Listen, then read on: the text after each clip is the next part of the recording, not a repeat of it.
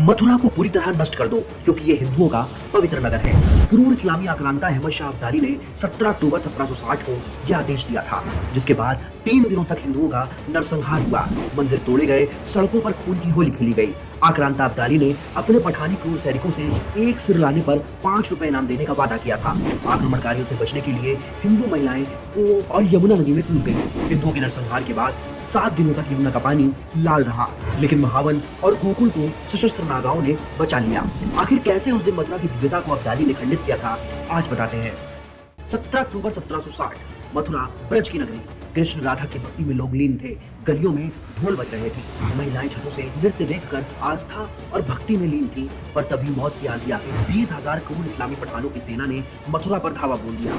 इस्लामी आक्रांता अहमद शाह अब्दाली का आदेश साफ था, ये पवित्र हिंदू शहर है, इसे पूरी तरह जमींदोज कर दो। कौन था अहमद शाह अब्दाली और उसने भारत पर कब कब आक्रमण किया? अहमद शाह अब्दाली नादिर शाह की मौत के बाद सन 1748 में अफगानिस्तान का शासक बना। उसने 1748 से 1758 तक कई बार भारत पर आक्रमण किया। उसका सबसे बड़ा हमला 1757 में दिल्ली पर हुआ, जहां उसने लूटपाट की। जाटों और मराठों के बीच संघर्ष का लाभ उठाकर ब्रज क्षेत्र, मथुरा, आगरा आदि पर धावा बोला।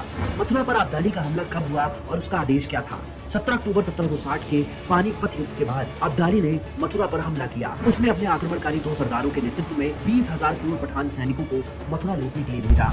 आदेश दिया गया, जहां पहुंचो कत्लेआम करो और काफिरों के सर काट के लाओ और हर सिर पर 5 रुपए इनाम मिलेगा।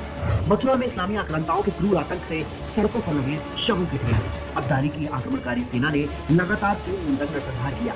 मंदिरों को तोड़ा गया, घर जलाए गए, महिलाओं की अस्मत लूटी गई और सड़कों पर शवों के ढेर लग गए। यमुना का पानी 7 दिनों तक लाल बहता रहा। शरण लेने वाले लोगों के साथ क्या हुआ? शीतला घाट के पास मथुरा देवी मंदिर की गुफा में छिपे लोगों को भी इस्लामी आक्रांताओं ने ढूंढ कर मारा था। छत्ता बाजार में महिलाओं और बच्चों समेत सैकड़ों लोगों का नरसंहार किया गया। आज भी मथुरा में लाल पत्थर का बुर्ज बर्बरता की कहानी बताता है। वृंदावन को खंडित किया, लेकिन गोकुल को दैवी शक्ति और नागा साधुओं ने सुरक्षित किया।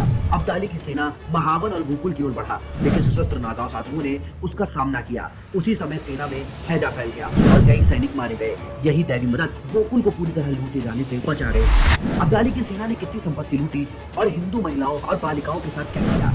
आक्रांता अब्दाली की सेना ने लगभग 12 करोड़ रुपए की संपत्ति लूटी। इस दौरान हिंदू महिलाओं ने अपनी अस्मिता बचाने के लिए कुओं और यमुना नदी में कूदकर अपनी जान दे दी। जो बची उन्हें सैनिक पकड़कर अपने साथ ले गए। अनेक लोग गुफाओं में छिपे, लेकिन उन्हें ढूंढकर मार डाला गया। अनेक जगहों पर अनाज तक नहीं बचा। मथुरा और वृंदावन जैसे पवित्र स्थलों पर हुए हमलों ने हिंदू समाज पर गहरा मानसिक आघात पहुंचाया। बाद में मराठों ने प्रभुत्व स्थापित कर शहरों को पुनः बसाया।